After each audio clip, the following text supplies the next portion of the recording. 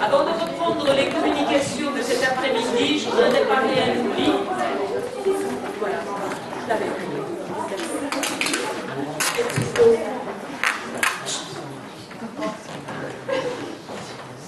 Faut que je fasse la discipline, en plus, c'était je voudrais réparer un oubli et vous présenter Olivier Bonsoir, le président de la petite bibliothèque Monde, qui revient d'un voyage d'affaires à l'étranger et qui immédiatement nous a rejoints. Et Olivier, grâce à qui nous sommes ici aujourd'hui. Merci à toi.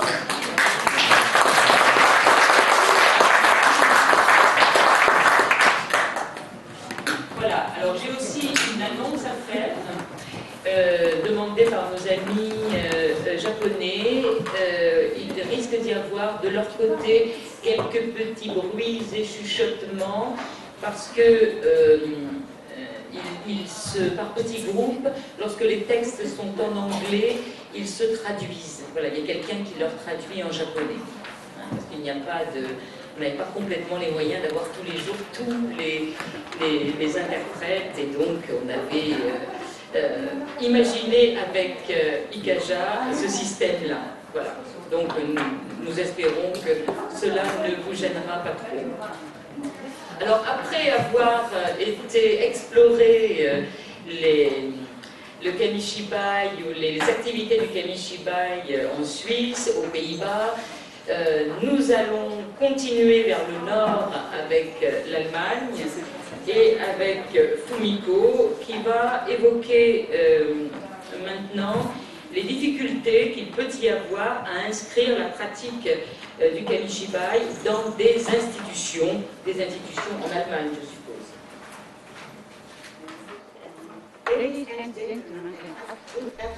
Merci beaucoup, mesdames et messieurs. Bon après-midi. Alors, d'habitude, je ne parle uniquement l'allemand ou le japonais, donc je tiens à m'excuser pour ma prononciation cet après-midi. Pour commencer, la première fois que j'ai eu l'occasion de voir la magie d'un Kamishibai était au début des années 50, dans les rues près de chez moi. J'avais 8 ans à l'époque. Tous les jours, à une heure particulière, un homme arrivait à vélo, il avait une petite scène en bois installée sur son vélo, derrière son siège, et nous, les enfants, lui achetions des friandises et des sucreries. Et suite à ça, on avait le droit de s'asseoir autour de lui et écouter ses histoires fascinantes, son théâtre papier. Vous avez sûrement déjà entendu parler de ce genre de performance de rue au Japon, je pense hier notamment. Mais ce qui m'a vraiment plus profondément marqué était une pièce de Kamishibai qui a été présentée lors d'une séance à l'école. C'est une pièce écrite par un poète américain, Henry, et même aujourd'hui, je me souviens de ce spectacle, de ce moment-là. Sur le mur, on avait une peinture qui racontait cette histoire également. Depuis lors, 50 ans se sont écoulés. Mesdames et messieurs, je suis maintenant ravie de pouvoir être ici aujourd'hui, de pouvoir vous parler des Kamishibai, même des Kamishibai hors du Japon. J'aimerais remercier les organisateurs de ces rencontres, la petite bibliothèque ronde notamment, ainsi que l'Association internationale du Kamishibai, l'IKAJA, pour leur gentille invitation. Et j'aimerais vous présenter donc cet après-midi les activités de la Bibliothèque Jeunesse Internationale, l'IYL, International Youth Library, qui est à Munich, et les activités notamment liées au Kamishibai qui sont jouées aussi bien dans la bibliothèque que dans les écoles. Ensuite, je parlerai de quelques variations sur le même thème. Tout d'abord, j'aimerais vous montrer quelques scènes du Japon contemporain.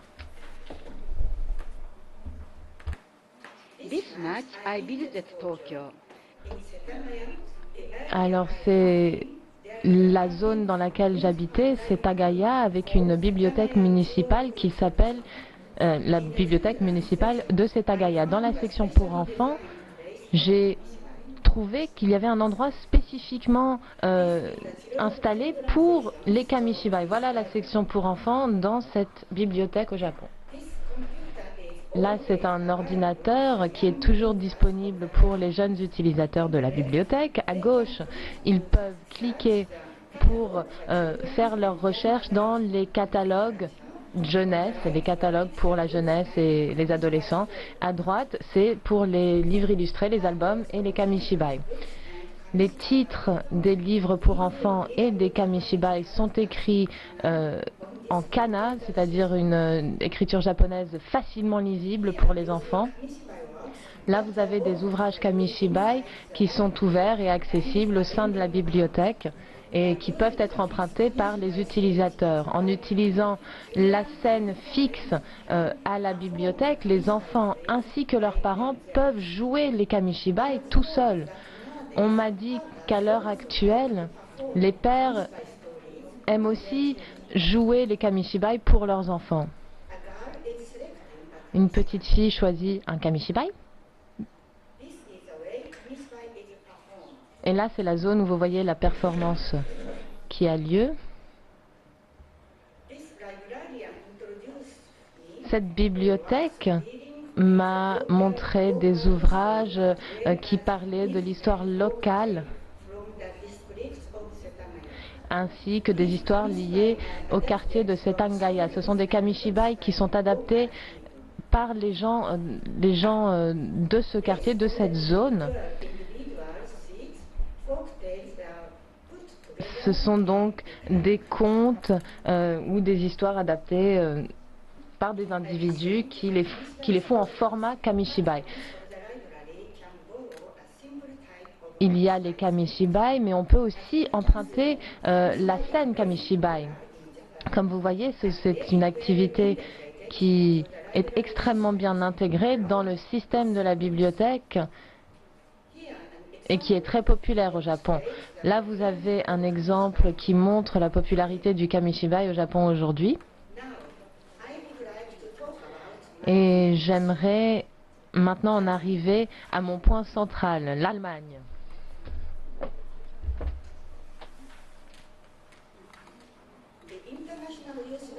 Alors, l'Allemagne IYL à Munich, où je travaille dans le département de langue japonaise, est la plus grande bibliothèque pour les langues et la littérature de par le monde. Elle a ouvert ses portes en 1949 et elle n'a cessé de s'étendre pour devenir un centre pivotal pour la littérature enfantine. Suite à la Deuxième Guerre mondiale, il y a eu une exposition internationale sur la littérature pour les jeunes et la jeunesse à Munich. C'était donc une occasion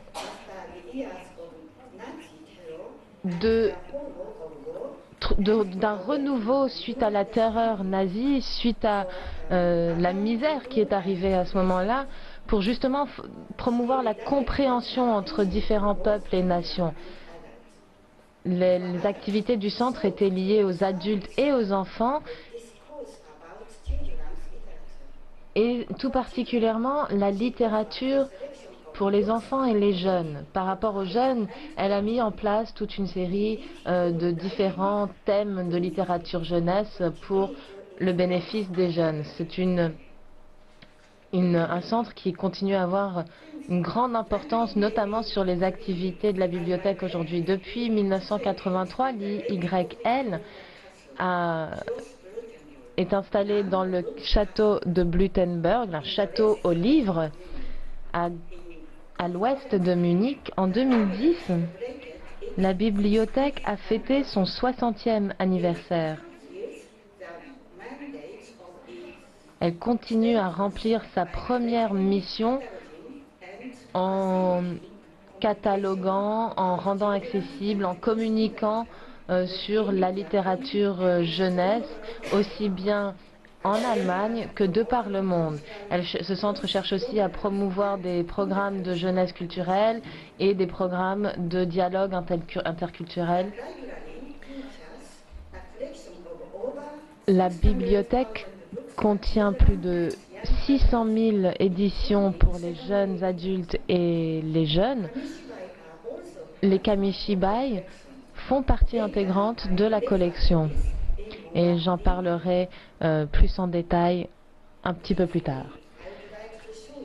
Mais j'aimerais vous montrer quelques salles de l'IYL dans le château. Là, vous voyez l'entrée où quelques conférences sont tenues. Là, vous avez une galerie, le couloir historique avec différentes phases ou différentes expositions qui peuvent être montrées. La bibliothèque qui offre accès à tout type de littérature, aussi bien des livres pour jeunesse, des journaux et magazines, des livres d'histoire notamment. L'IYL a aussi une politique d'emprunt spécifiquement dédiée aux enfants qui fournit une sélection ou qui leur permet d'emprunter des livres parmi 25 000 éditions dans 21 langues. Donc 25 000 livres, 21 langues. L'IYL détient aussi un musée sur la vie et l'œuvre d'illustrateurs, d'auteurs comme James Kruse, entre autres, et Vinette Schröd. Ça, c'est Michel Endes, donc le musée Michel Ende.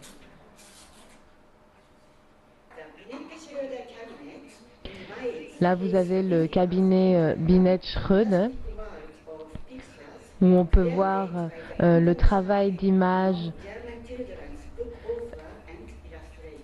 fait par les illustrateurs et auteurs de livres pour enfants, spécifiquement allemands. Là, vous avez la cour du château Blutenberg. La tour que vous voyez à droite est le musée James Kruse. James Kruse est un des plus célèbres auteurs pour enfants en Allemagne. L'IYL organise des expositions régulièrement, des petites expositions, des plus grands formats. Ça, c'est une exposition des œuvres de Eric Carle. À titre d'exemple, en parallèle avec l'exposition Eric Carle, l'IYL a organisé un festival de famille où les enfants, tout particulièrement, ont adoré jouer avec son modèle 3D de la chenille, de son livre le plus connu, The Very Hungry Caterpillar. L'auteur français, Azouz Begag, ici, qui est d'origine algérienne et a été invité au IYL en 2008.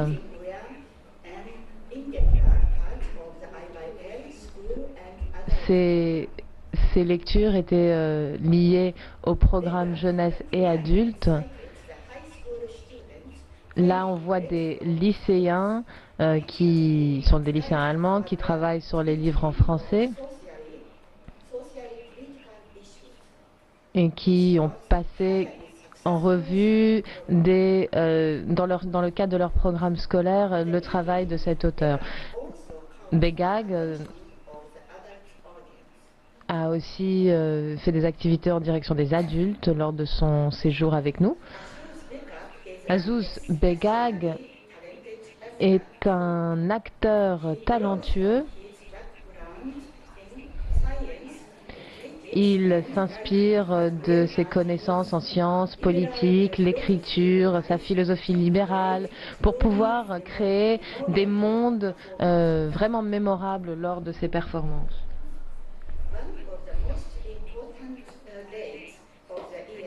Une date clé pour l'IYL est la foire aux livres de Brugna en Italie, Bologne en Italie, foire de livres pour jeunes. Nous y sommes représentés avec 250 livres ainsi qu'une trentaine de participants.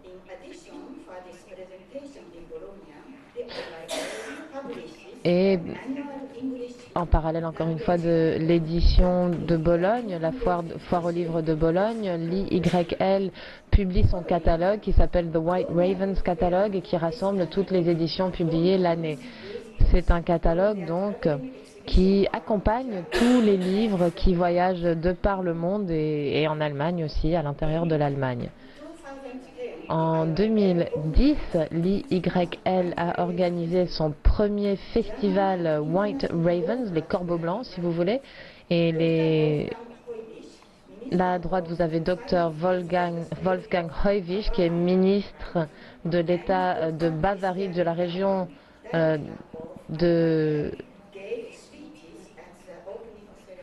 d'une région allemande, ainsi que le président de l'IYL ont donné des discours à la cérémonie d'inauguration. Et en 2012, nous allons tenir la deuxième édition de ce festival.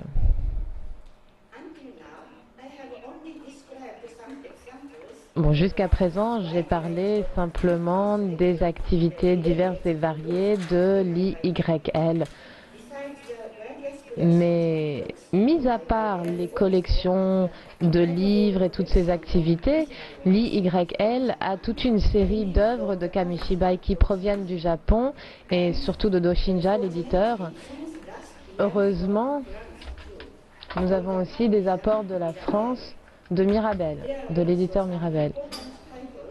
Nous avons aussi des titres importants,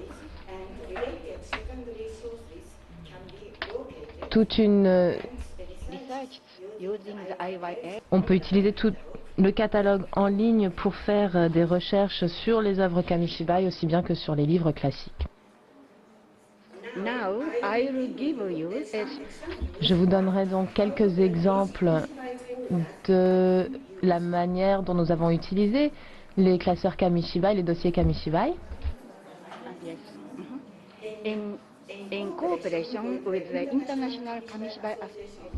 Avec l'ICAJA, nous avons tenu un séminaire sur 2 jours à l'IYL. Le président d'ICAJA, qui est aussi éditeur de Doshinsha, ou qui était éditeur de Doshinsha à cette époque, et qui a aussi travaillé avec le coordinateur international de Kamishibai. Ce séminaire était une première phase pour promouvoir le concept de Kamishibai en Allemagne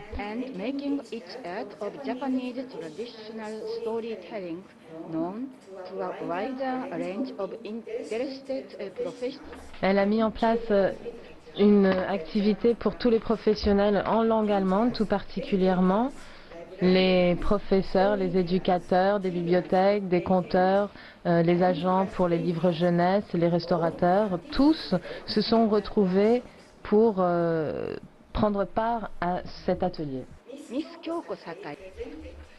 Madame Kyoko Sakae a présenté son analyse des aspects historiques et théoriques du Kamishibai.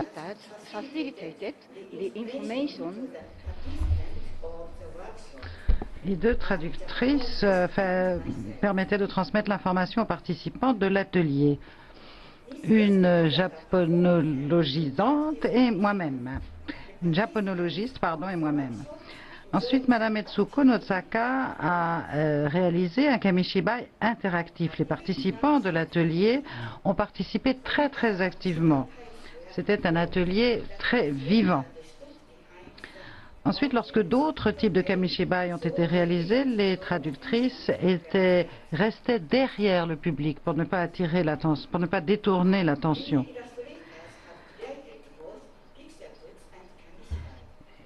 Il y a un certain nombre donc de livres d'images et de Kamishibai, mais il y a différentes méthodes d'illustration qui sont utilisées dans les Kamishibai. Et pour démontrer les différences de méthodes d'illustration qui existent entre les livres d'images et les Kamishibai, créés par des illustrateurs, on a montré un certain nombre de Kamishibai ainsi que les livres d'images correspondants. De plus, il y a eu 10 textes spécifiques de Kamishibai qui ont été traduits en allemand et distribués à tous les participants de l'atelier. Nous avons également emprunté 3 Kamishibai et 2 bouteilles auprès du consulat général du Japon à Munich dans le cadre de cette exposition.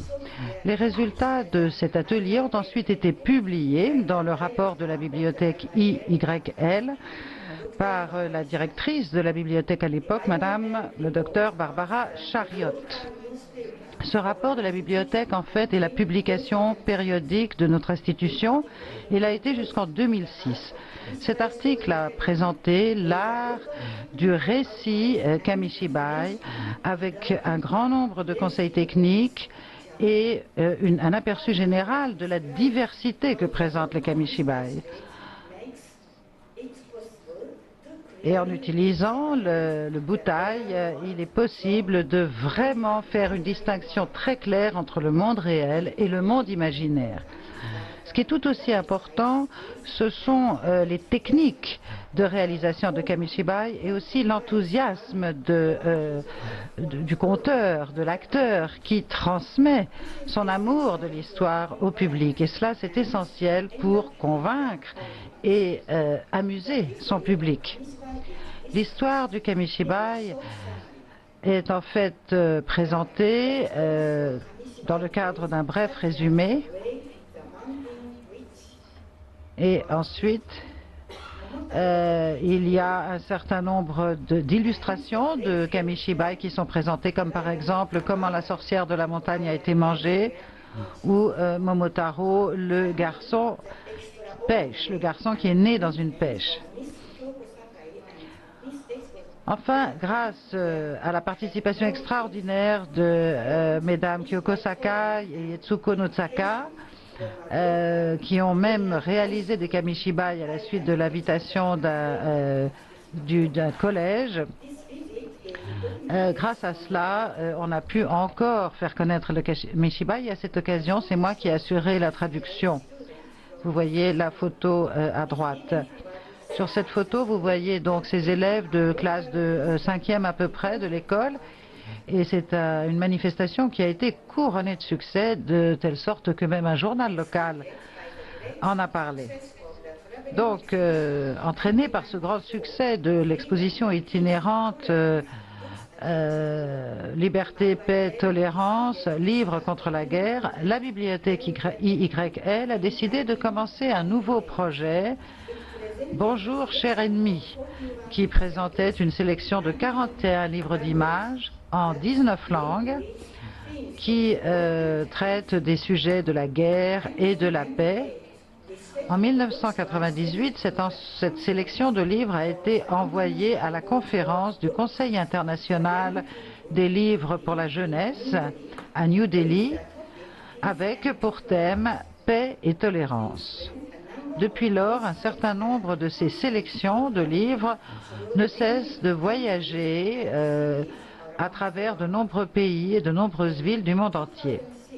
En 2006, une nouvelle sélection de livres avec de nouvelles éditions a commencé aussi une nouvelle exposition itinérante dans un certain nombre de pays comme l'Espagne, l'Azerbaïdjan, la Corée, etc. Et pour la deuxième fois également au Japon. Ces 80 nouveaux livres incluent les textes extrêmement intéressants du Kamishibai, Nitondo, qui veut dire plus jamais. Et sur la droite, vous pouvez voir la couverture de ce livre avec l'oiseau qui est l'ambassadeur de la paix. L'artiste Eiko Matsui a créé le Kamishibai en 12 scènes pour rappeler le sujet de la paix dans le monde en choisissant le thème central des bombes atomiques qui ont détruit les villes d'Hiroshima et de Nagasaki. En associant des documents historiques à des images abstraites et symboliques, Matsui transmet la profonde aspiration du monde entier pour la paix. Hier, vous avez déjà vu, en fait, une performance de ce Kamishibai. À l'occasion du 200e anniversaire de la naissance du psychologue et auteur pour la jeunesse Heinrich Hoffmann à Francfort, la bibliothèque IYL a présenté un certain nombre de documents historiques sur Struwwelpeter, le livre pour enfants le plus connu de Hoffmann. Outre un certain nombre d'éditions historiques de ce livre, il y a également eu dans cette exposition des adaptations assez inhabituelles et internationales de cette œuvre, ainsi que des parodies. L'adaptation en japonais, Moja Moja Atama, a été faite sous la forme d'un kamishibai, et cette adaptation était très novatrice et a donné à cette exposition un aspect très novateur. L'an dernier, j'ai pu présenter les kamishibai à deux de mes collègues et toutes les deux étaient fort enthousiastes. Elles ont décidé de concevoir, de mettre en place une pièce de kamishibai présentant notre bibliothèque pour la célébration de Noël de 2011 de notre établissement, la bibliothèque IYL. Et pour cette manifestation, elles ont joué comme des chanteurs de ballades. Pour illustrer l'histoire et les activités de la bibliothèque IYL, elles ont utilisé diverses publications, brochures et autres documents de la bibliothèque. Cette pièce de kamishibai a été la principale attraction de cette manifestation de Noël et a montré de façon extraordinaire les qualités de récit et de transmission d'un récit qu'apporte le kamishibai. Pour la plupart des salariés de la bibliothèque, c'était le premier contact avec ce concept de kamishibai et tout le public était absolument conquis. Tout a très bien marché, le public était très concentré sur les images présentées et cela a été un grand succès. Yela Lepman, qui a été l'initiatrice et la fondatrice de la bibliothèque IYL, a eu l'idée non seulement de proposer des livres en langue étrangère pour les enfants, mais aussi des cours de langue étrangère. Dans le cadre d'un cours de langue anglaise pour les tout-petits en 2012, j'ai eu l'idée d'utiliser le kamishibai et on a mis cette idée en œuvre donc pour la première fois cette année. Pour Pâques, l'édition en anglais de l'histoire du petit poussin a été exécutée. Et là encore, il était évident que tous les enfants concentraient vraiment leur attention sur le kamishibai, sur la scène, sur le butai, beaucoup plus que si on avait simplement lu le livre à haute voix. Mais le professeur a néanmoins apporté le commentaire suivant. Si les enfants ont une connaissance de la langue qui n'est pas suffisante pour bien comprendre le kamishibai, ils vont moins bien comprendre l'histoire. D'un autre côté, si le texte est trop facile, cela peut paraître parfois trop enfantin pour eux. Ce qui veut dire que le kamishibai peut présenter un certain nombre de difficultés dans certains cas, sauf s'il est vraiment bien conçu pour les cours de langue.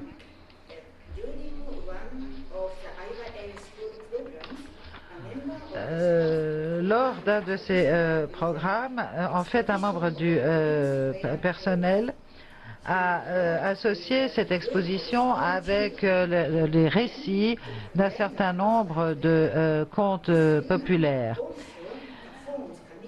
Et là encore, il y a eu des kamishibai présentés à des enfants de jardins d'enfants avec un très grand succès.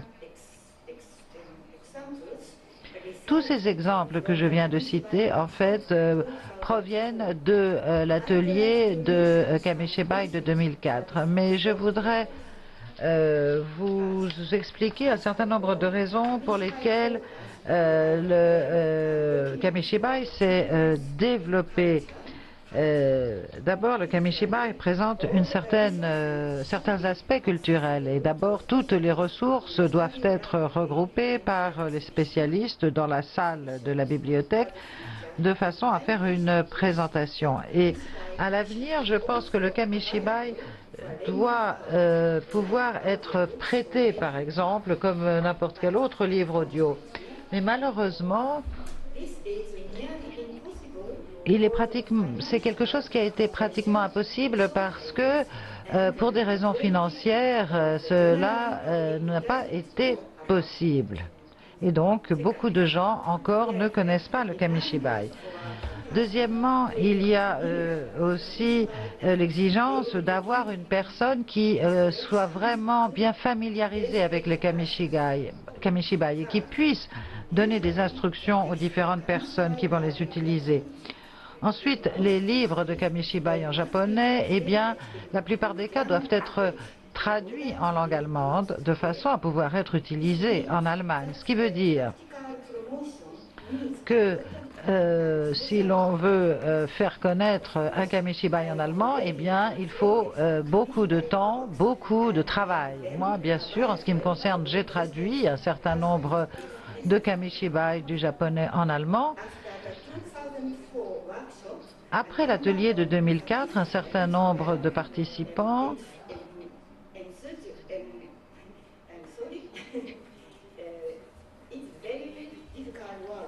je suis désolée, c'est un mot sur lequel je bute là qui est très difficile pour moi à prononcer, mais je pense que vous devinez ce que je voulais dire. Donc un certain nombre de personnes étaient tellement enthousiastes, voilà, en anglais c'est un mot difficile à prononcer, donc tellement enthousiastes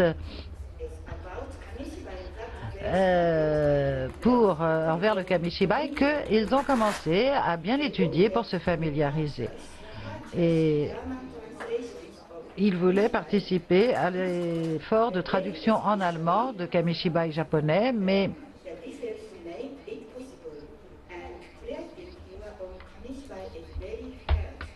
il a fallu effectivement beaucoup de travail pour le faire.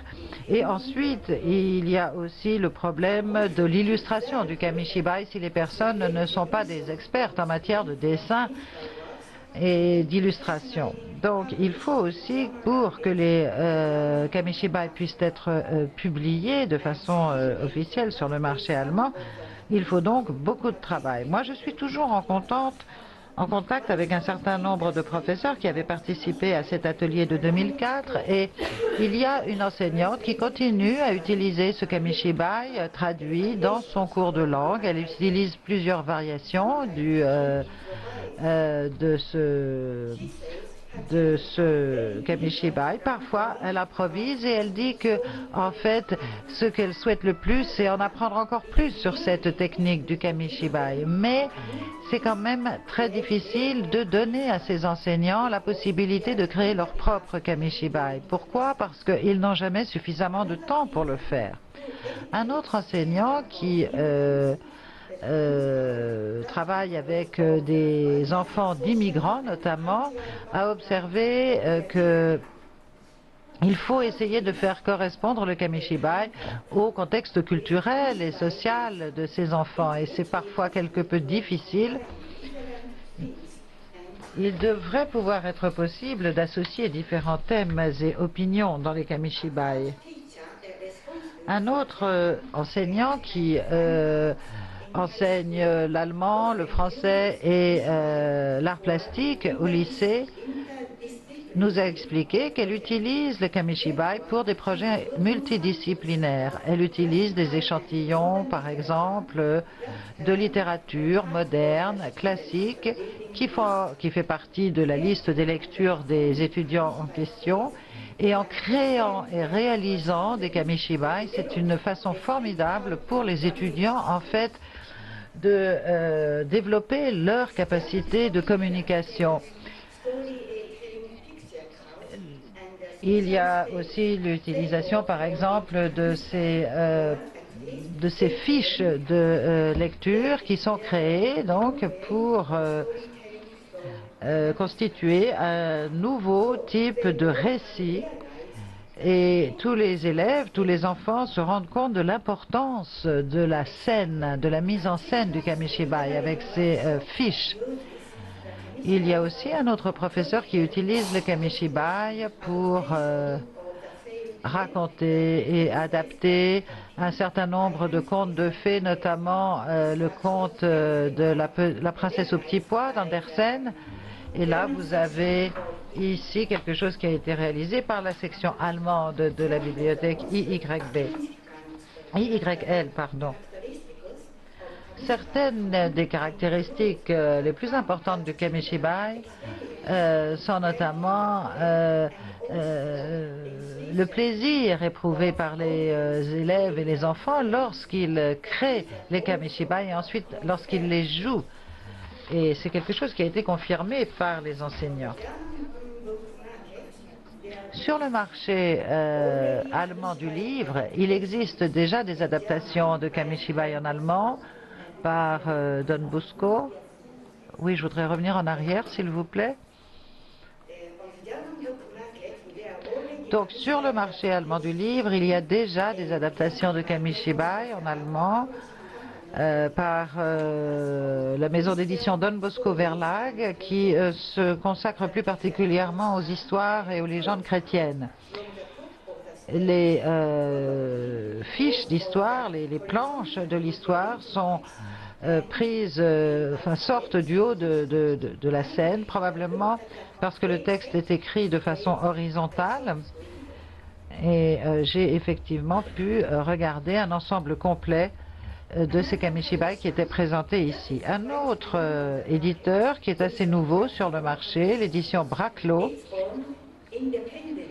publie en fait ses propres Kamishibai que la maison d'édition conçoit de façon indépendante, mais il n'y a pas encore de bouteille. La maison d'édition a d'abord publié un livre d'images du grand conte populaire japonais traditionnel, La reconnaissance de la grue. Et ensuite, un Kamishibai a été publié en utilisant la même illustration, le même texte, de la part du même auteur et du même illustrateur. En France, certains éditeurs ont déjà publié ces deux exemplaires de Kamishibai et de livres d'illustration. L'importance de la scène est absolument évidente lorsque l'on regarde cette scène tranquille et poétique. On voit une petite ferme dans un paysage enneigé qui est donc dans le Bouteille, et cela devient le centre d'intérêt. Il est intéressant de remarquer l'effet visuel supplémentaire qu'apporte le Kamishibai par rapport à un livre d'illustration habituel. Parce qu'avec le Bouteille, on a une dimension, enfin une qualité en 3 dimensions qui vient s'ajouter à l'image. Et cette vue plongeante sur un salon, le salon d'une maison, et là encore devient en 3 dimensions et beaucoup plus parlante. Donc pour tous ceux qui souhaitent concevoir leur propre Kamishibai, je pense qu'il vaut la peine de placer l'image dans un Bouteille pour bien comprendre l'effet qu'elle peut avoir sur le public. La publication du 2e livre d'images, Momotaro, le petit garçon né dans une pêche, a suivi en fait exactement les mêmes principes. Sauf que cette fois-ci, les illustrations avaient été conçues dès le départ pour une double utilisation, à savoir pour le livre et pour le Kamishibai, dès le départ. Les images intégraient les stratégies inhérentes au Kamishibai de façon tout à fait appropriée. Dans les Bouteilles japonais, dans les Kamishibai japonais, les Bouteilles s'ouvrent sur la droite. Donc ce n'est pas toujours très bien pour les textes européens qui sont écrits de gauche à droite. Ici, vous avez une autre scène qui vous permet de bien voir de bien visualiser ce que l'on voit dans un Kamishibai. Ces images qui sont peintes peuvent être intégrées de façon tout à fait réussie dans un Kamishibai. Autre exemple encore de cette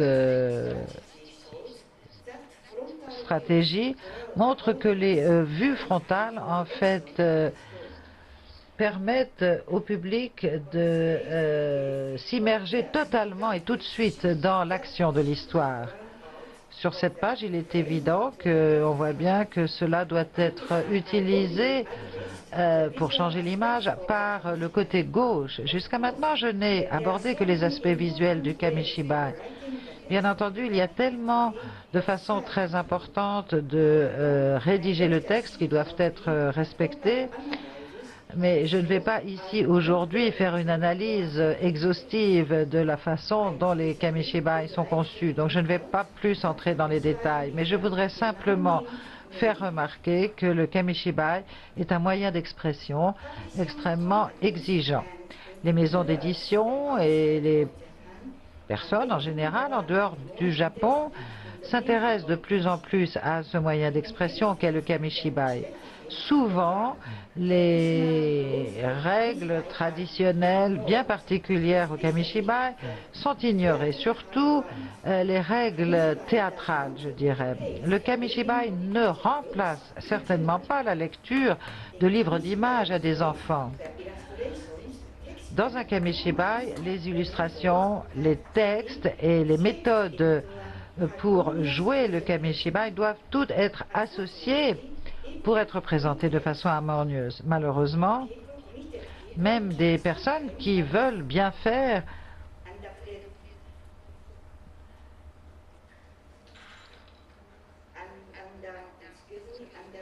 je vous prie de m'excuser, dit l'oratrice, souvent sous-estiment l'impact considérable des moyens théâtraux dans un Kamishibai.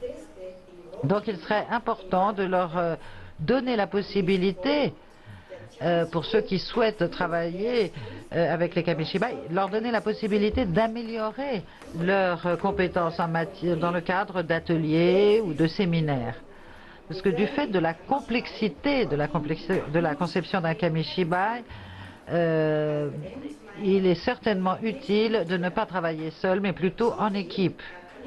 Voilà, j'en ai maintenant terminé et ensuite nous allons avoir un Kamishibai présenté par l'Association internationale du Kamishibai. L'auteur de ce Kamishibai a publié de nombreux livres sur les insectes et du fait de ses illustrations très précises et très claires, il est connu au niveau international. Je tiens à vous remercier de votre attention.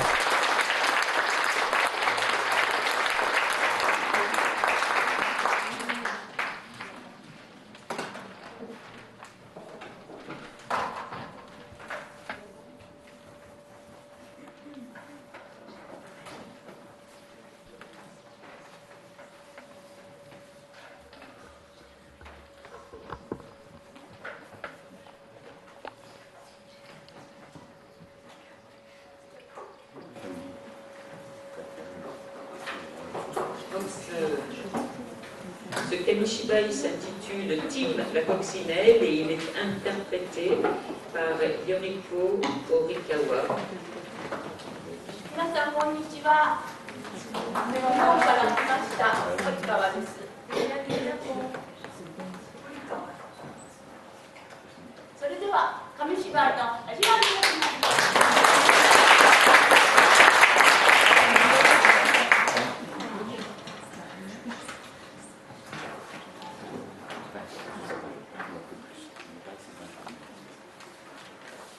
脚本絵徳田幸久。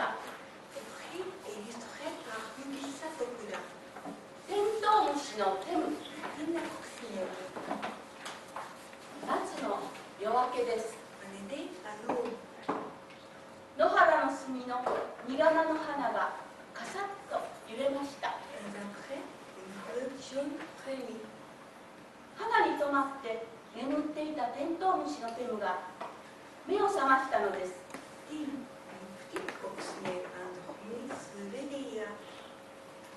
ああ、よく寝た。どれどれ、ちょっと朝の散歩に出かけてこよう。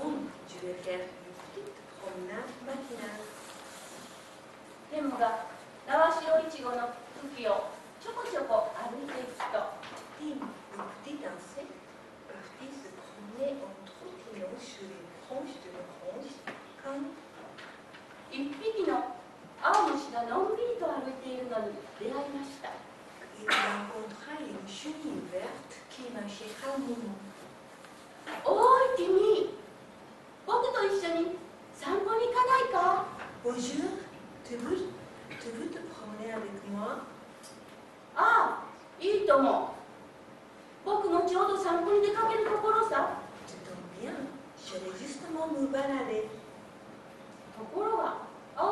歩き方といったら、ちょっと言っては一休み。Mais voilà, avec la chenille, il faut être patient. Elle avance un peu et une pause. ちょっと言っては一休み。Elle avance encore un peu ou fait une pause. ああ、君と歩いていたら日が暮れちゃうよ。Oh là là, à ce rythme-là, il va bientôt faire nuit. 僕、先に行くよ。Je ne peux plus attendre. Je te quitte. テムが青虫を追い越して草を降りていくと、Il descend la chenille derrière lui et s'envit vers le sol parmi les plantes quand アリの行列に出会いました。 il rencontra des fourmis qui marchaient à la queue. おい、君たち、忙しそうにどこ行くんだい？ Bonjour, où allez-vous comme ça, d'un passé pressé? 待ってくれよ。僕も一緒についていくよ。 Attendez-moi, je viens avec vous. テムはそう言うと、急いで草を降りてアリの後を追いかけていきました。 Tim s'empressa, centre au sol pour les suivre. ところが大変。 Mais alors, テントウムシに気がついたアリたちがあっちからもこっちからも集まってきて、テムを取り囲んでしまいました。 ayant aperçu la coccinelle, une multitude de fourmis se rassembla autour de Tim et l'encercla. 何？一緒に来るんだって？ああ、いいとも。 Ainsi, de venir avec nous? Très volontiers. わしらの穴まで連れて行ってやるよ。おい、おいしいごちそうさん。 Nous allons t'emmener dans notre fourmière. Tu me parais être bien appétissant. 助けて。 Au secours! テムは慌てて逃げ出しました。 Tim sauva de justesse. ああ、驚いた。 Ouf, j'ai peur. おや、テントウムシ君、何をそんなに驚いているんだい？ Tiens, coccinelle, de quoi as-tu aussi peur? テムが次に会ったのはオケラです。 C'était un tourbillon qui lui parlait. オケラは地面の穴からちょこんと顔を出してびっくりしたようにテントウムシを見つめていました。 Il sortit la tête de son trou et regarda Tim en ouvrant de grands yeux ronds. やあ、君こそお尻を隠して何しているんだい？ Salut! Et toi, qu'est-ce que tu fais? Le déchet dans la terre. そんなことしているよりどうだい？僕と一緒に散歩に出かけないか？ Au lieu de rester là, allons nous promener ensemble. ああ、いいよ。それじゃあ僕が先に行くよ。 Oui, oui, je pars le premier.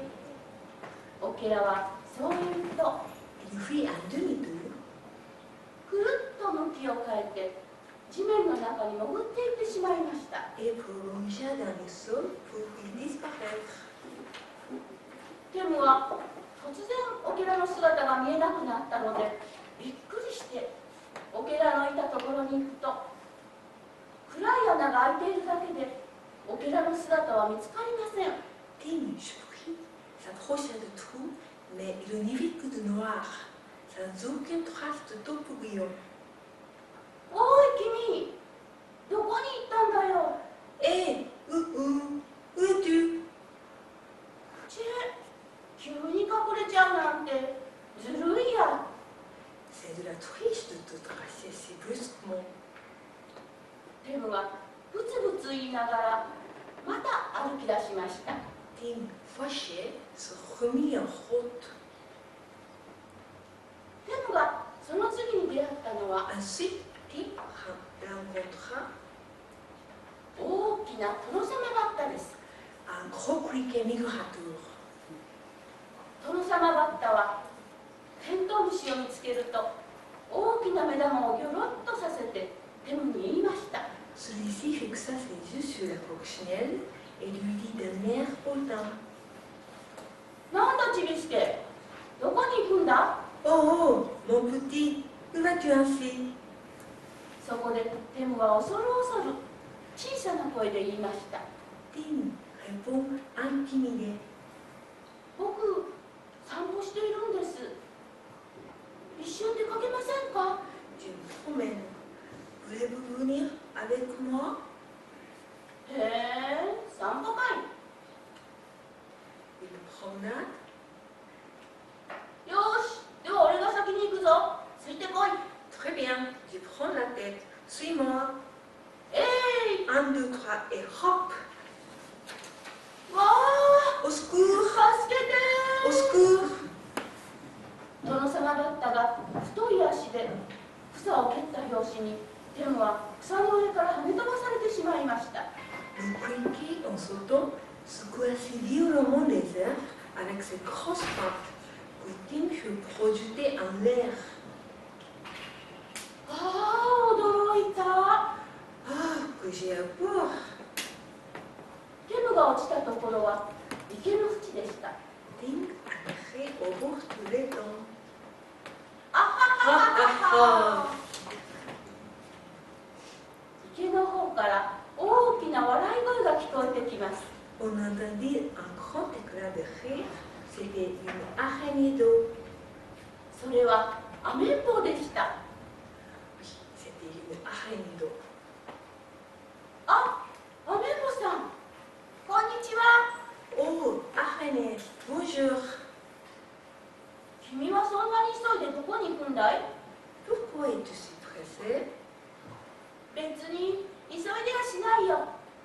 散歩していただけさ。 Je ne suis pas pressée. Je me promène, c'est tout. へえ、ずいぶん変な散歩だね。 Trop de promenade, hein?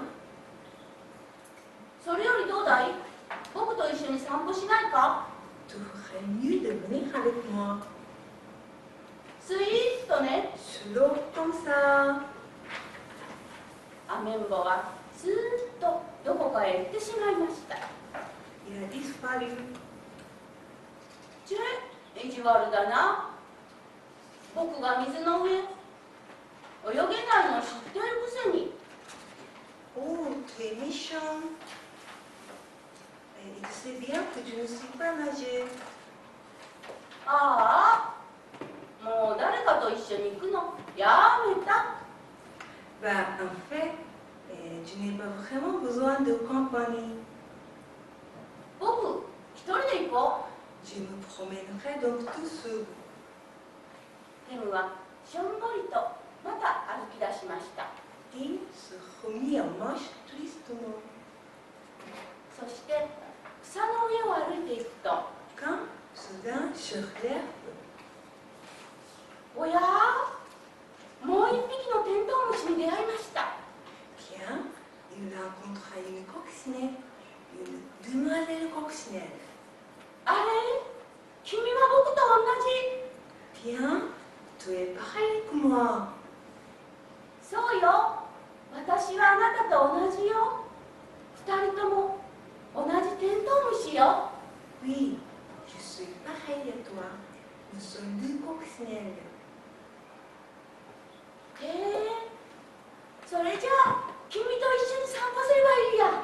Je voudrais bien me promener avec toi. あら、あなたも散歩していたの？ Oh, tu te promenais toi aussi. それじゃあ私と一緒に行きましょうよ。 Allons-y, ensemble.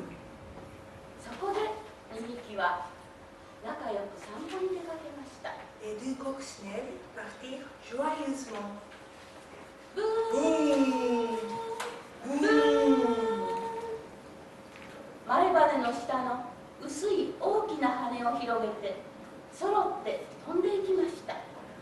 Elles déployèrent leurs grandes ailes transparentes, cachées sur leurs élytres, et s'envolèrent en bourdonnant en chœur.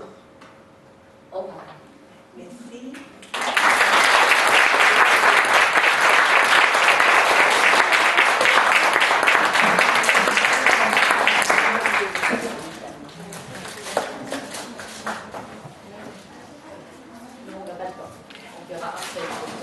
va se passer là. Je vais donc demander, alors nous allons maintenant faire un tour en Espagne. Nous allons quitter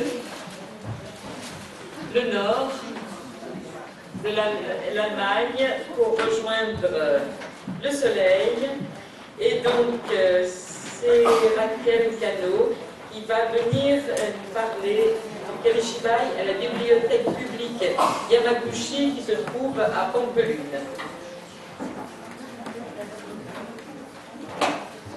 Comme on a perdu un petit peu de temps, je ramasserai les questions après les interventions.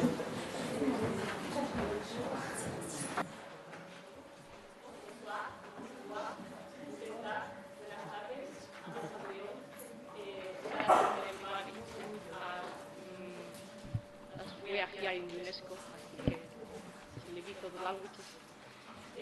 I think I'm going to skip all, because we are late, maybe I will skip all the introduction I have prepared.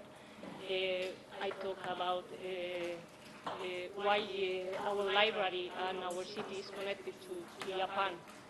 A very long time ago, San Francisco Javier, co-founder of the Society of Jesus, arrived to Japan to spread, with intention to spread Christian mysticism. 430 years later, our city twinned with the city of Yamaguchi. And that's the reason there is a close cultural interchange among both cities. Yamaguchi is called is the Japanese word for gateway, and that's why our library has always. Est-ce que vous m'entendez dans les... Merci, désolé. Donc nous avons un jumelage avec Yamaguchi. Yamaguchi en japonais veut dire porte, voie, passage. Est-ce que vous pouvez me montrer juste comment j'avance dans mes diapositives?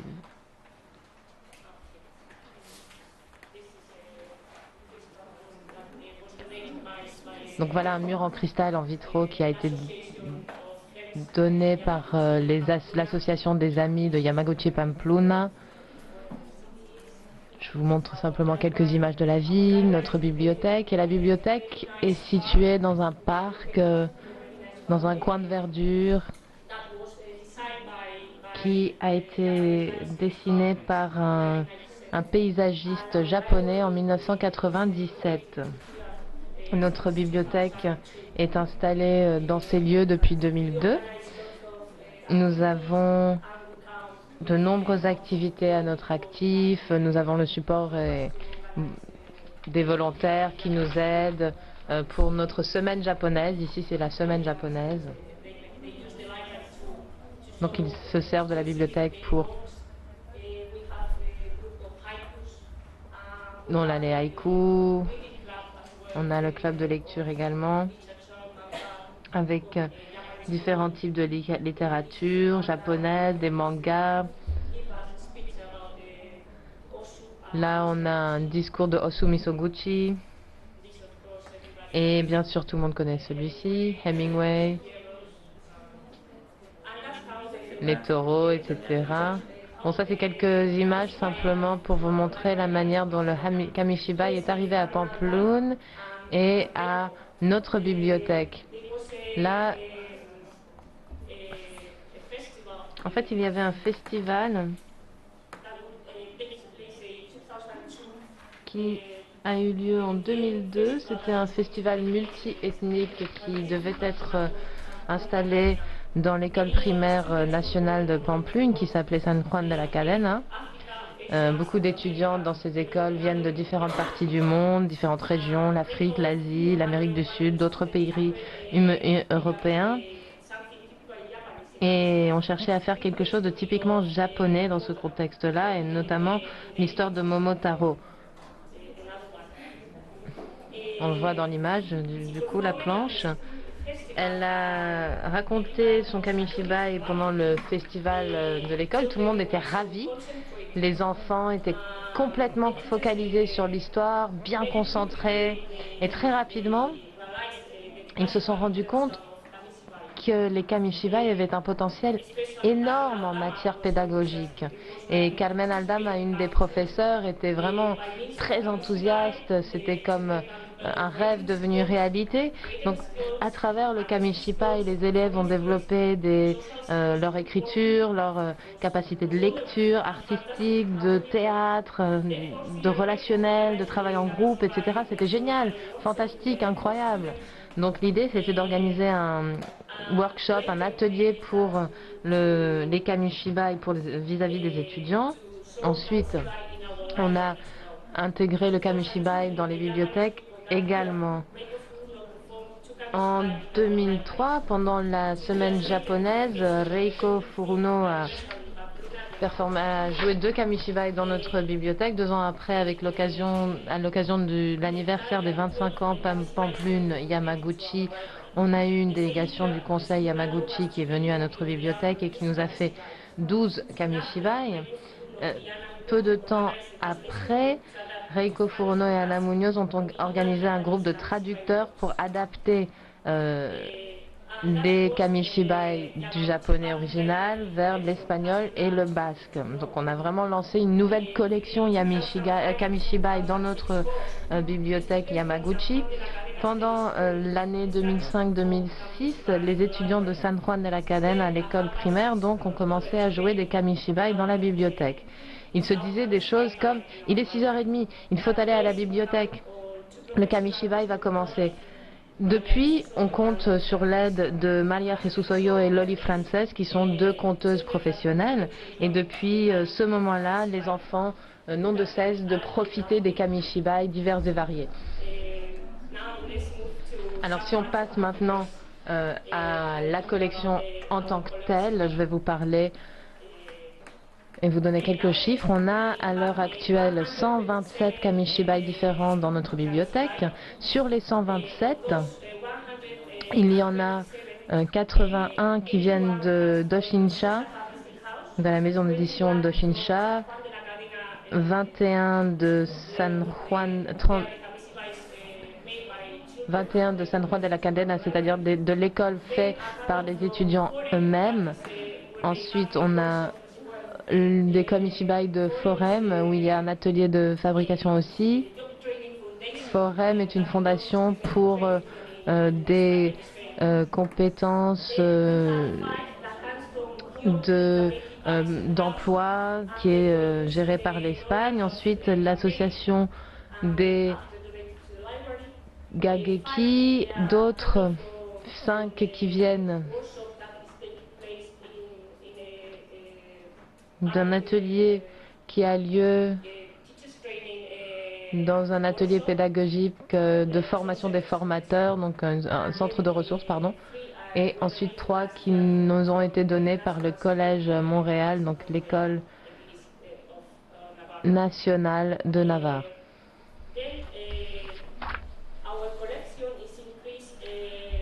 Nous avons réussi à passer de 10 à 12 kamishibai originels. On a écrit à Doshinsha directement et on a des donations donc qui nous sont venues directement de leur part. La personne qui sélectionne les kamishibai japonais est Reiko Furuno. Et Reiko Furuno a passé 9 ans à Pamplune, elle est de retour au Japon. L'idée, c'est d'envoyer les kamishibai par courrier. Elle essaie de sélectionner toute une série de différents kamishibai selon les critères en vigueur. Les kamishibai qu'elle sélectionne sont disponibles et visent plusieurs âges. Une fois que les kamishibai arrivent dans la bibliothèque, Yuki Furuno, donc le fils de Reiko, fait sa première traduction vers l'espagnol. Il essaie de garder le sens littéral, rester vraiment proche du sens japonais dans le texte. Dans une deuxième phase, Reiko Furuno, Ana Munoz et Loli Frances se retrouvent pour adapter le texte aux règles kamishibai. Donc maintenant, on peut le faire essentiellement par Skype, évidemment. C'est un processus très dur. Ils doivent mettre en œuvre tout leur savoir sur le kamishibai, leur savoir sur les traditions littéraires orales, la mythologie et la linguistique, évidemment. La tâche la plus ardue est l'adaptation de la mélodie de la langue japonaise à l'espagnol. En espagnol, les choses sont tout simplement dites, mais en japonais, on crée un son, il y a un son spécifique lié au sens. Par exemple, on dit les souris avancent lentement et en japonais, elles peuvent simplement faire tip, tip, tip, tip et utiliser une onomatopée. L'espagnol a beaucoup moins d'onomatopées à sa disposition, donc il faut effectivement remédier ce problème. Si il y a certaines onomatopées dans le kamishibai qui sont faciles à comprendre, ils décident de garder l'onomatopée. Pardon. Il se peut que l'onomatopée soit facile à comprendre, facilement traduisible, donc ils décident de garder l'onomatopée dans la version espagnole de la version japonaise. Par exemple, kuro kuro kuro kuro pour justement le fait de rouler quelque chose. Là, on a l'idée de garder la même onomatopée puisque ça garde la même richesse du texte et donne cette notion, une petite saveur, un petit goût japonais à quelque chose qui serait perdu.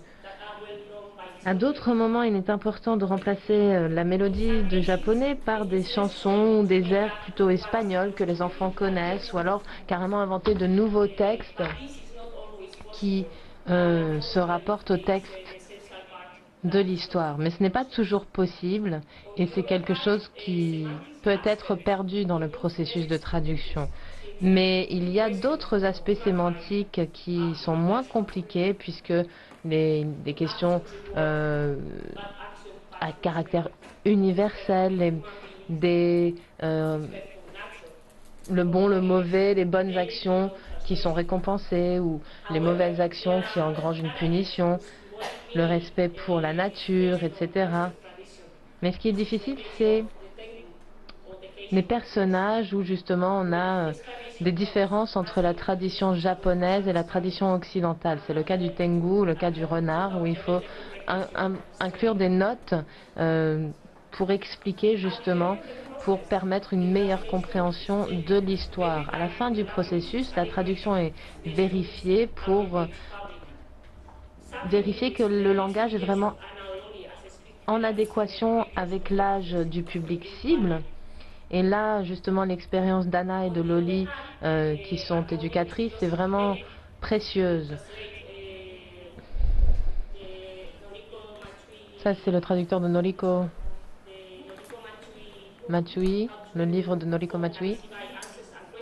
Justement, les questions et réponses, donc traduits en espagnol.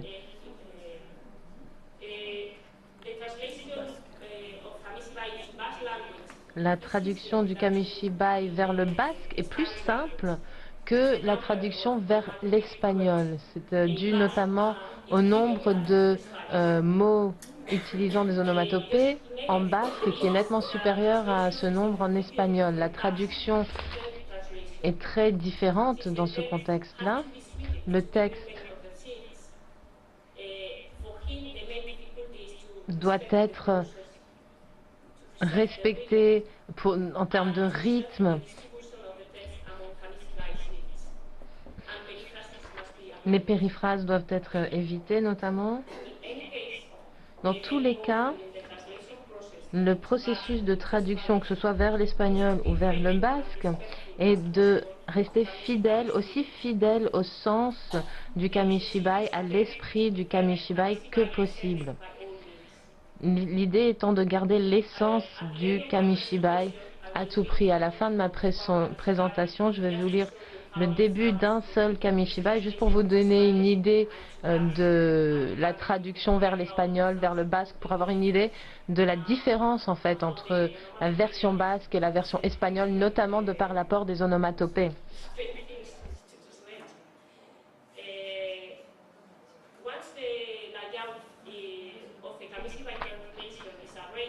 Une fois qu'on a organisé la traduction du kamishibai, on passe à la phase suivante. On a effectivement un nombre accru d'emprunts, comme vous le voyez très clairement sur cette diapositive, d'œuvres Kamishibai.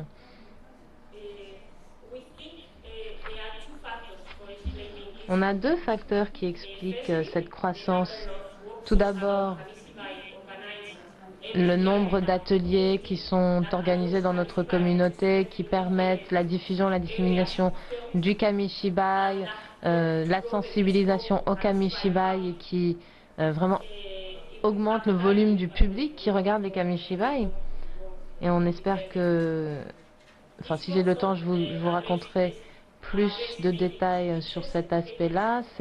Ce sont des emprunts faits essentiellement par des éducateurs, des professeurs, mais aussi des parents d'élèves ou des gens qui sont intéressés par la culture japonaise. La deuxième raison qui explique ce boom en matière d'emprunt de Kamishibai, en tout cas selon nous, est l'attente liée au Kamishibai, l'émerveillement, l'imaginaire qui s'ouvre, que le Kamishibai ouvre, notamment dans un public jeune. Et également le plaisir de jouer, de raconter des Kamishibai. Le Kyogan est un coup de foudre, c'est quelque chose qu'en tant qu'amateurs et amoureux du Kamishibai, nous souhaitons partager. Donc en fait, nous avons peu de marketing à faire autour de ce public-là. Et comme on l'a vu auparavant, si j'en viens aux utilisations du Kamishibai, effectivement, j'ai parlé du nombre croissant d'emprunts dans notre bibliothèque et justement, ces emprunts, ces Kamishibai, sont empruntés par qui? Par donc des familles, par des bibliothèques, à des maternelles, où justement on a un public de plus en plus grand. Chaque mois, les écoles aussi. Les cours de japonais. Et des maisons de retraite. Là, j'aimerais rentrer un petit peu plus dans le détail. Nous prêtons donc les Kamishibai à des différentes maisons de retraite. À Ama Oblatas notamment, on a effectivement fait une performance dans une de ces maisons de retraite. Quelques années plus tard, en travaillant à Ama Oblatas, cette personne a pensé que le Kamishibai pourrait être approprié pour ce public, que justement les enfants pourraient venir voir leurs grands-parents et partager cette expérience qui serait enrichissante pour les deux. Et bien entendu, c'était un succès retentissant. Andrea nous a dit que ce que les personnes âgées adorent, c'était vraiment écouter l'histoire tout en regardant les images. Et donc, on a la voix douce du conteur et l'atmosphère de convivialité qui est engendrée, c'est-à-dire le Kyokan. La deuxième expérience avec les Kamishibai et aussi dans une maison retraite grâce à Marta Guzla Pérez, qui est une éducatrice qui travaille notamment en maison de retraite. Marta et une de ses collègues se sont dit que le Kamishibai pourrait être utile pour stimuler les capacités cognitives comme l'attention, la concentration, la mémoire, le langage, etc. Donc ils ont décidé de tester le Kamishibai dans ce contexte-là. Et comme les personnes âgées ont adoré ce format, ils continuent à faire des performances régulièrement, notamment devant 4 groupes de résidents qui sont divisés selon leurs capacités cognitives. Elle a prouvé que la magie du Kamishibai permet à des personnes âgées de se concentrer, de se souvenir de vieux souvenirs, de travailler les compétences en matière de mémoire. Et la façon dont elle travaille, elle raconte l'histoire d'abord. Et ensuite, ils ont un débat ensemble. En fait, les personnes âgées m'ont dit que quelque chose qu'ils apprécient très clairement, c'est ce sentiment de partage, ce sentiment vraiment de partage, d'être ensemble et de pouvoir partager un moment ensemble. On a aussi les histoires de Kamishibai et Boutai dans différentes campagnes de Martha, en tout cas Martha Roublin. On avait la campagne d'Oxfam, Journée de l'espoir. Le but étant de promouvoir des moyens alternatifs de financement social et faire une campagne en faveur de la taxe Tobin. À cette occasion, le Kamishibai a été choisi parce qu'il est considéré comme promouvant une justice sociale et la bonne volonté. Là, on avait donc des Kamishibai qui avaient été faits pour les éducateurs. Never Again, Kind Friends, Wild Roses, The Fox Who Became a Rainbow, le renard transformé en arc-en-ciel.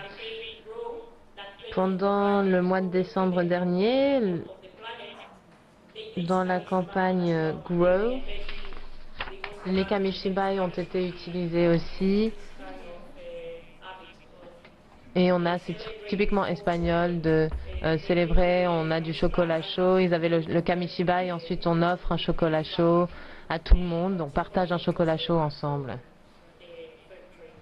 Et évidemment que c'était du chocolat qui provenait d'un commerce équitable dans ce contexte. Mais là, on peut parler d'un autre projet qui est très, très intéressant, qui est dans une association navarraise qui travaille pour des handicapés mentaux. Donc c'est un bénévole qui travaillait dans cette association, qui a mis en avant l'idée de groupe autogéré pour prendre part dans une expérience pour lire devant des petits-enfants. Alors si je peux juste expliquer, ces groupes autogérés étaient formés de 16 handicapés mentaux adultes qui se sont retrouvés régulièrement pour discuter de questions importantes à leurs yeux. Ils prennent leurs propres décisions, c'est-à-dire qu'ils choisissent les activités dans lesquelles ils souhaitent participer pour pouvoir apprendre à parler en public, notamment comment participer et s'impliquer davantage dans le travail des associations, comment améliorer leur présence, leur visibilité dans la société. Au départ, ils ont été en faveur de cette activité de lecture en public. C'est plus tard, lorsqu'un autre bénévole qui avait déjà utilisé Kamishibai dans ses cours a mis en avant l'idée de plutôt passer au Kamishibai. Finalement, le projet Kamishibai a été mis en œuvre avec la coopération des instituts de jeunesse de Navarre, en commençant par des groupes sélectionnés.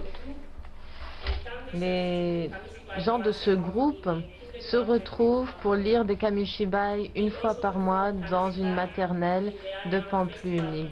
Ils font aussi des Kamishibai pendant les festivals annuels de l'association, dans la bibliothèque de Civican qui appartient à la plus grosse institution financière de Navarre, dans la foire d'association El Caso et dans le syndrome de la trisomie aussi, Up-Down Syndrome.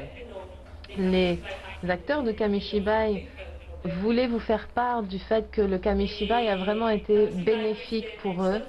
Le Kamishibai leur a donné une estime de soi, la confiance, parce qu'ils peuvent lire notamment, ils n'ont pas besoin de mémoriser un texte.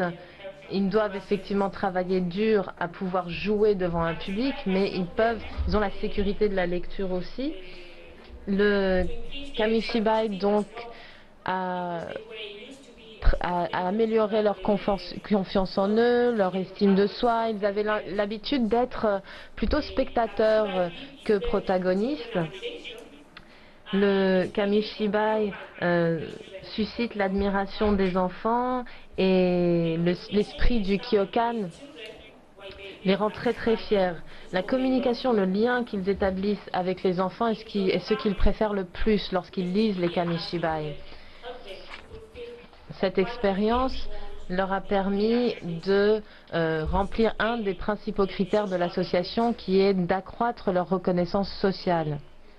Et donc, en leur nom, j'aimerais vous faire part de leur profonde reconnaissance.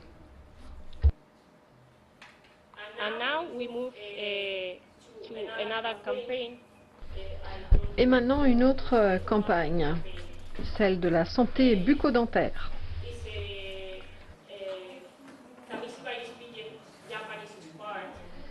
Donc il s'agit d'une expérience Kamishibai, d'inspiration Kamishibai japonaise dans le domaine de la santé publique. Et tout est né en fait de l'amitié, des liens d'amitié entre Béatrice Larose, qui est présidente de l'Association professionnelle des dentistes de Navarre, et Ana Munoz, qui est traductrice du groupe de traduction pour la bibliothèque Yamaguchi. Les deux amis ont eu l'idée que le Kamishibai pouvait aider à promouvoir l'éducation à la santé bucco-dentaire chez les enfants, tout comme cela se faisait déjà au Japon. Et c'est Reiko Furuno qui a fait des recherches parmi les dispensaires de santé dentaire au Japon pour trouver des Kamishibai appropriés. Et nous avons donc identifié 5 Kamishibai publiés par la maison Kyoiku Gageki, qui pouvaient donc être appropriés. Donc il y en a plusieurs. Regarde mes dents se sont enfuies, les bactéries se planquent et gnam gnam gloub gloub. Et une dernière qui s'appelle Je n'ai pas peur d'aller chez le dentiste. Donc les Kamishibai nous ont été donnés, ont été offerts en donation à notre bibliothèque après traduction. Ils ont été lus pour la première fois pendant la semaine du Japon en octobre 2010 que nous avions contribué à organiser en commémoration du 30e anniversaire du jumelage Pamplonne-Yamaguchi. Après, ces Kamishibai ont été présentés dans une 50aine d'écoles en Navarre. Il s'agissait donc d'avoir une approche humoristique, un peu fantaisiste, ou imaginative plutôt, de l'importance de s'occuper de ses dents après avoir mangé, de bien manger également, de vaincre sa peur d'aller chez le dentiste et comment les bactéries et le sucre peuvent causer des caries. Nous savons que les enfants ont beaucoup appris dans le plaisir. Nous ne savons pas vraiment s'ils vont chez le dentiste avec plaisir, mais en tout cas nous l'espérons. Voici un exemple d'utilisation. Et maintenant j'aimerais parler de notre blog. Ce sera la dernière partie de ma présentation, un blog que nous avons créé dans notre bibliothèque pour mieux faire connaître nos collections de Kamishibai. Lorsque j'ai été nommé responsable de la collection de Kamishibai à la librairie, à la bibliothèque Yamaguchi il y a 2 ans, je me suis rendu compte que nous avions déjà un excellent outil de recherche sur les Kamishibai, c'est-à-dire le blog de Carmen Aldama. Mais on pouvait faire plus pour faire connaître notre collection, car c'est celle qui regroupe le plus grand nombre de titres originaux en Espagne. 81 titres de Kamishibai originaux en Espagne. C'est peut-être la plus grande collection en Europe. Ce que j'ai remarqué, c'est que quand les visiteurs de la bibliothèque venaient rechercher un Kamishibai, généralement, ils farfouillaient un petit peu dans la collection Kamishibai. Ils sortaient tout le Kamishibai, tous les cartons pour savoir de quoi parlait l'histoire. Et tout cela très rapidement, puisqu'ils avaient toujours peu de temps à leur disposition. Donc, vous savez que ça peut énerver n'importe quelle bibliothèque de voir comme ça qu'on laisse dans le désordre une collection. Nous avions besoin d'une solution, non seulement pour nous éviter de perdre patience, mais aussi, surtout, pour répondre à leurs besoins, pour que depuis leur domicile ou depuis leur lieu de travail, ces personnes qui souhaitaient chercher et trouver un kamishibai puissent se documenter à l'avance. Donc,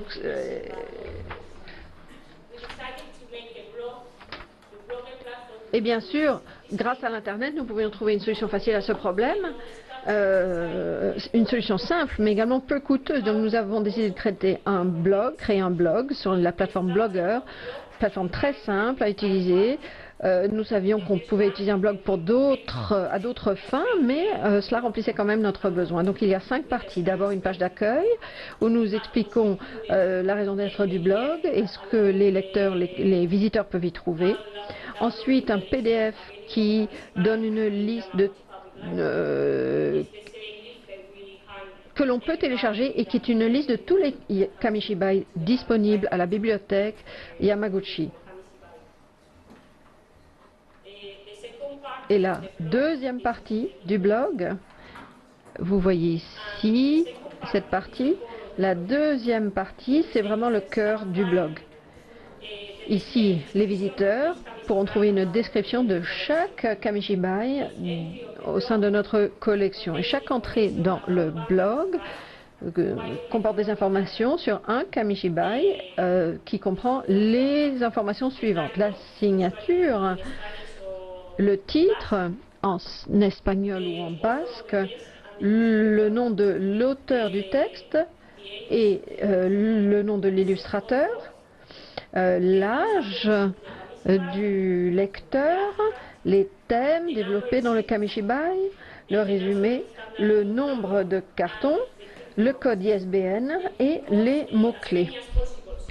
Alors nous essayons de mettre autant de mots-clés que possible pour pouvoir répondre à toutes les demandes, même les plus pointues de la part des lecteurs. Il y a un lien également vers le catalogue de la bibliothèque et là, les visiteurs peuvent tout de suite vérifier la disponibilité du titre qu'ils recherchent. Les entrées, comme dans n'importe quel blog, apparaissent par ordre chronologique. Donc les dernières acquisitions se trouvent sur le dessus, en haut de liste. La troisième partie du blog permet de faire une recherche si on connaît déjà le titre. Donc on peut trouver tous les titres des kamishibai rangés par ordre alphabétique avec un lien vers sa fiche descriptive.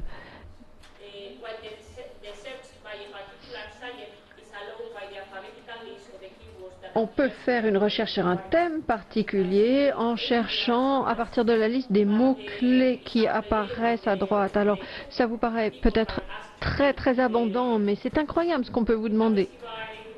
Un kamishibai sur la mer, sur n'importe quoi.